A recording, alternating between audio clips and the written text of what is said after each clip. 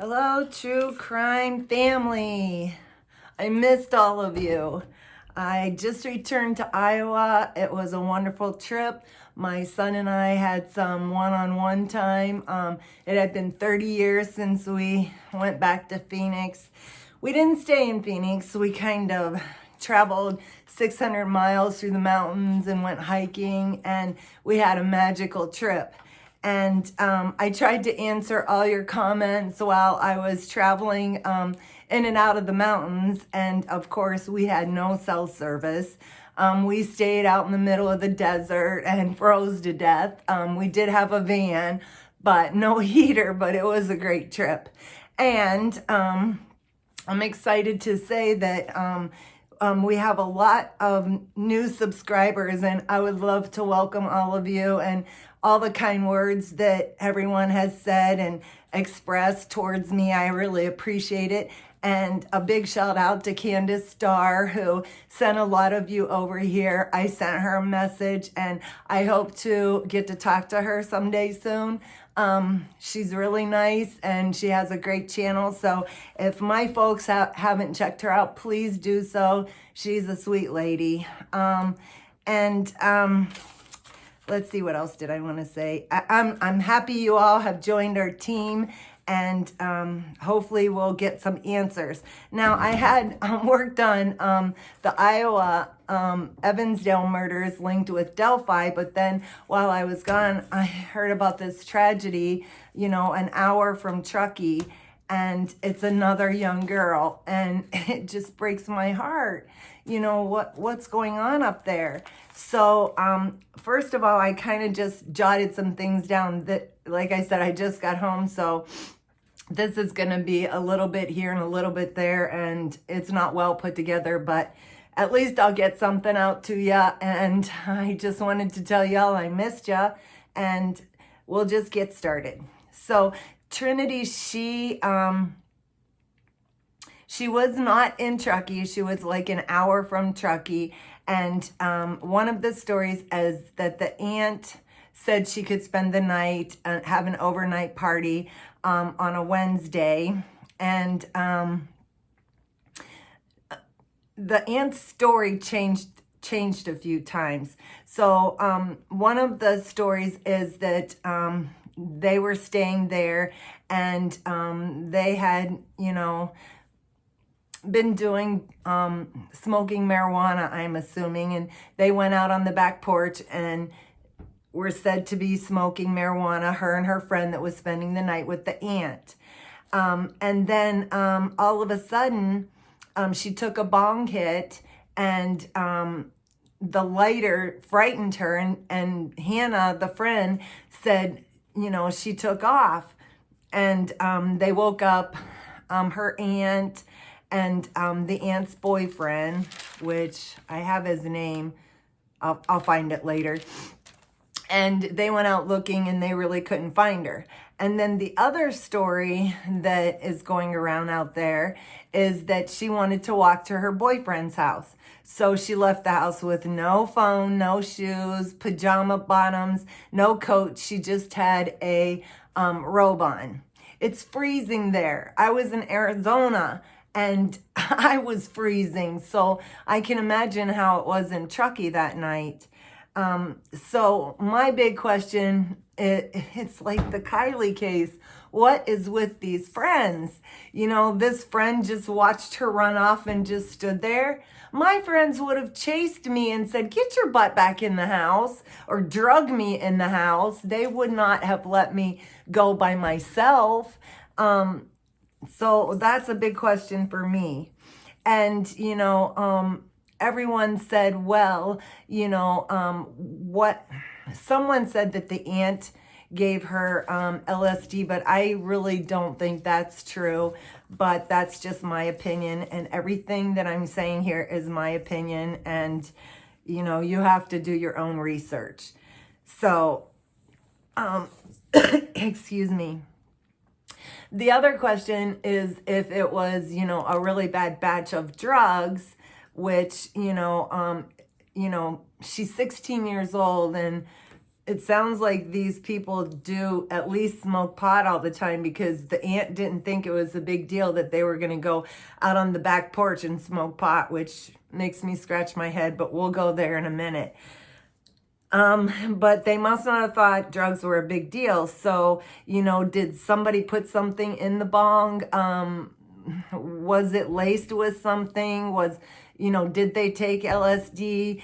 I don't know. I know back in the day when I was younger, people did crazy things. Not so much on LSD, but on PCP. That was a crazy drug. I seen people do really weird things on that stuff. Like I said, I grew up in the 60s and 70s, so, I've seen a lot. And so I'm like, if it was a bad batch of drugs, wouldn't there be other people showing up in the emergency rooms? And maybe there was. I just haven't been able to check that out yet. Somebody else had said that, another channel had said that there was domestic violence in Trinity's family. And I looked that up and I didn't find anything on the police record. I pay for that service and there wasn't anything on there. So that might be like a mistake. That they also said, the friend and the aunt said that she was totally normal until that lighter flicked and she took that bong hit, and then it was all over. Let's see.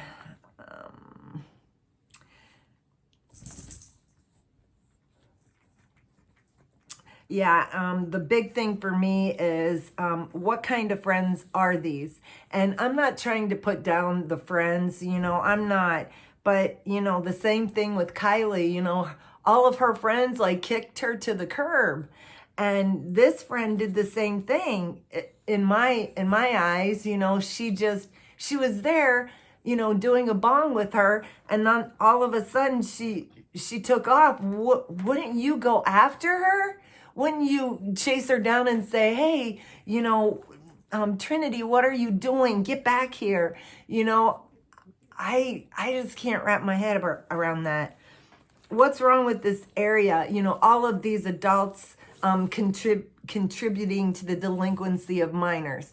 I'm sorry, but that's what they are. And, are we just in California, what do? Do you just free range your kids? Like the chickens that my daughter has, she lets them free range. Is that what you do with your children? They have no rules. They do whatever they want. They have no consequences. They have no rules. You have to be home. This was a school night. This was a Wednesday night. Why weren't they going to school? It's like, I don't get it. I don't get it.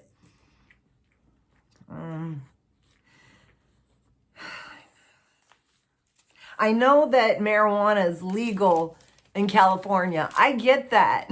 I understand it, I'm not against it, whatever. But I don't think minors should be doing it. I don't think parents should be allowing their children to use alcohol or drugs. You're a parent. You're not their friend. They're supposed to have rules. You're supposed to say no to them. They don't have the mind of an adult. They can't make those kind of decisions. And everybody's like, mind your own business. Evidently, we can't mind our own business because you don't know how to parent. And law enforcement don't know how to do their job either, because these people should be arrested for, not holding their children accountable and them allowing this stuff to happen.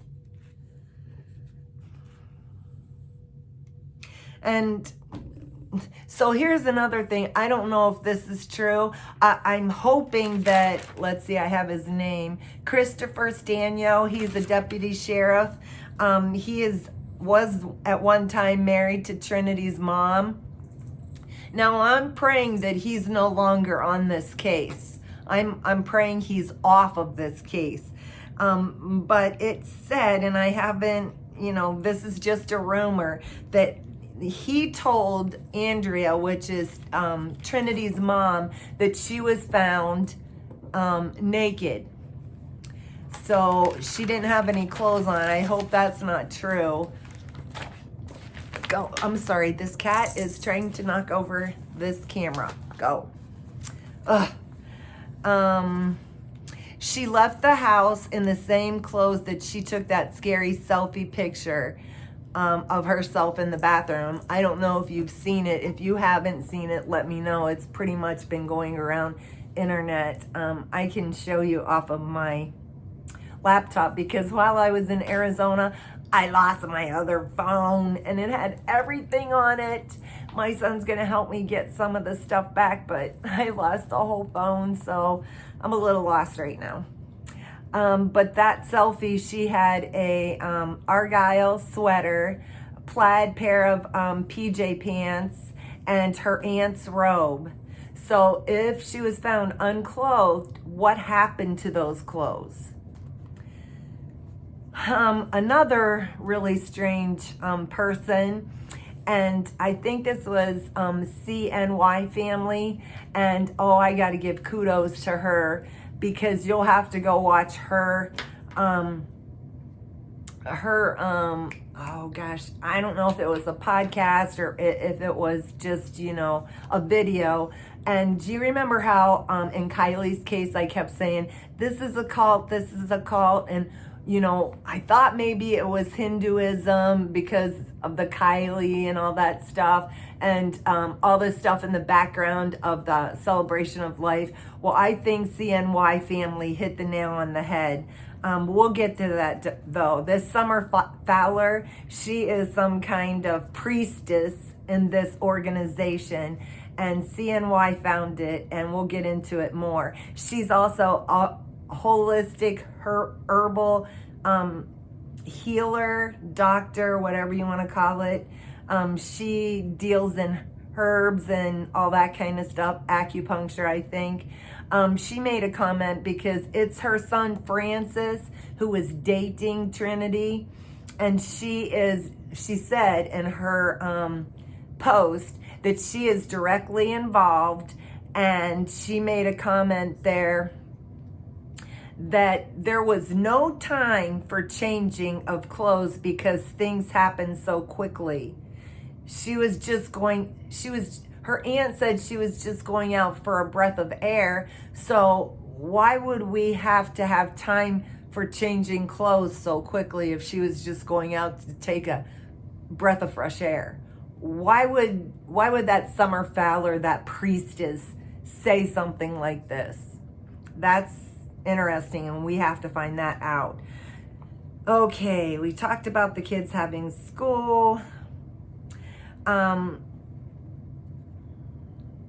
So the other thing that bothered me was that the friend who was, with Trinity, she ended up, after they couldn't find Trinity that night and they searched for her, wouldn't you want to call your mom and say, come and get me? This was terrible. We couldn't find Trinity, no. She stayed at the aunt's house. What? Why would you want to stay at that aunt's house? Wouldn't you want to go have your family's love help you get through this? I don't understand that. And I also found this post that the aunt wrote, and I'm not gonna read it word for word because it's really long, and I already have 2 pages on it. So I'm just gonna touch on it a little bit. So the aunt wrote a post, and she wanted to answer some questions. On Wednesday the 9th, she came home after making Christmas posters. She remembered that Trinity had asked to have a sleepover with her friend. The aunt went into great detail, talking about the girls' clothes on the floor when they walked in the house. They just dropped their clothes, and the aunt said, you know, hey, that's not your bedroom. You know, get your clothes off the floor. And then they wanted to make popcorn, so the aunt got them some popcorn so they could make popcorn. The girls wanted to do some watercolor painting, and so she texted the girls where to find the paintbrushes. And the aunt said she went in and took a 30 to 40 minute bath, and Logan sat in the bathroom with her the whole time. Now, she kept making a point of where Logan was, and she went into great detail about everything. You know, like, I went over to my friend's house to make Christmas posters. Okay, you know, okay. And then she said, I went in the bathroom to take a bath, and Logan was with me the whole time. You know, it's like, okay. If I'm telling somebody, yeah, where were you? Well, I went to the grocery store. I didn't go to the grocery store to go shopping for paint and paint. You know, I just went to the grocery store. But this lady's really going in detail, and maybe that's a good thing. So she took a 30 to 40 minute bath. Then Logan and the aunt went out on the porch, and the girls were showing her the book of watercolors. I guess Trinity was a really good artist, and she was talking about what each painting meant. And then Trinity said, hey, can I braid your hair? And this is another weird one. So the aunt said, yes, you can braid my hair. I guess Trinity was really good at braiding hair. And so they all, instead of let's go in the living room or kitchen, no, they all go into the aunt's bedroom. Logan, Hannah, Trinity, and the aunt. And Trinity started to braid her hair. And she tied it in a knot, and it kind of got tangled, and the aunt kind of got mad. And she said, if you're going to put knots in my hair, then just, you know, leave me alone. And she went and brushed the knots out. Well, then Trinity and her friend Hannah went into the living room and started watching TV. The aunt texted her from the bedroom and said, hey, sorry for getting a little grouchy. I love you, and could you turn the TV down? They did, and it was 9:45, and the aunt went to bed. Logan was in bed, and he was watching TV. Hannah said about 10:15, they went out on the back porch to smoke some weed. One of the girls brought a bong, the aunt said. And when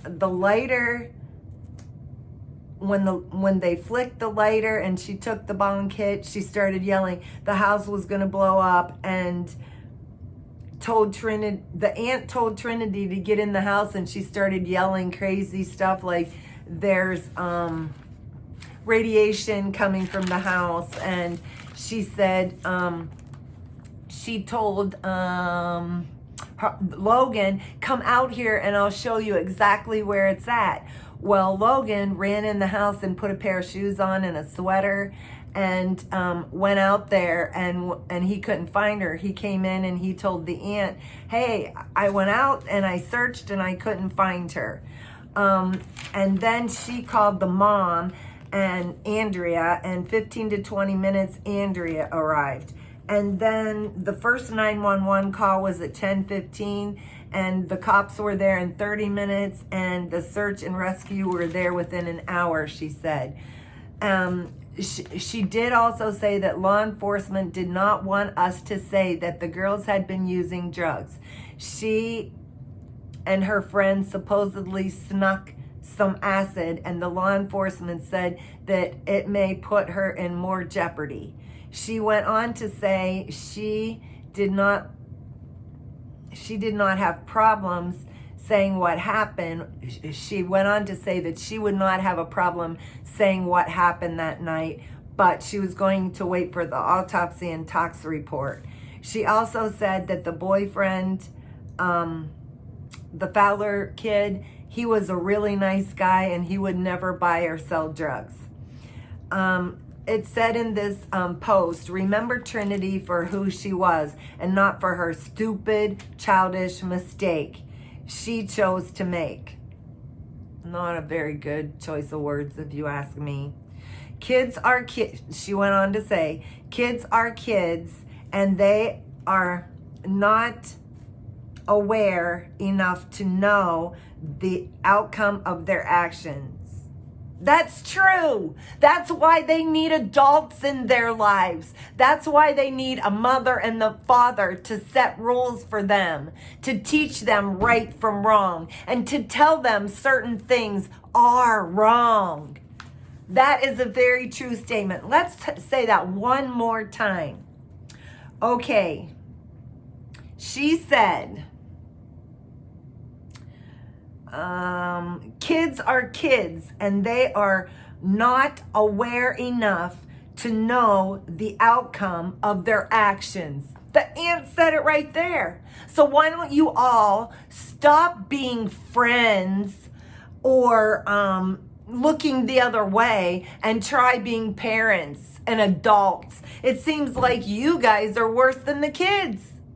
You know, it's sad, and we are tired of seeing innocent, especially innocent young girls, be unalived for no reason. Here's another one. Carly Goose, or Geise, G-U-S-E, lived in Mono County, California. Similar story. She freaked out, became very scared, ran off from home, never again seen since 2018. And there was possible drug use there. I think she was 15 years old, and she's still not found. This has to stop. It has to stop. I came home today, and my daughter just told me right down the street that someone tried to grab a child right down the street. We're tired of it. Okay? And stop telling us to look the other way and mind our own business. This is our own business. When children end up dead, this is our business. And I've been getting a lot of crazy messages. I don't know if you all have seen them. There's one guy that's really... He calls me stupid every 5 minutes, but that doesn't bother me. But that's when I was starting to dig into the case with Kylie and the people in Pennsylvania linked to the people in Truckee. And I got to get back into that. And I got to get back into the Lyrica and... Lyrica and Elizabeth and Delphi stuff. But I wanted to get this out there because I love you guys, and I wanted to thank you all again and all the new subscribers and the people with the bad comments. God bless you too. And to all of you out there who support me, I just want to say thank you and God bless you. And I'm back home, so we'll have regular videos as soon as I do some investigating. Thanks and have a great day. God bless.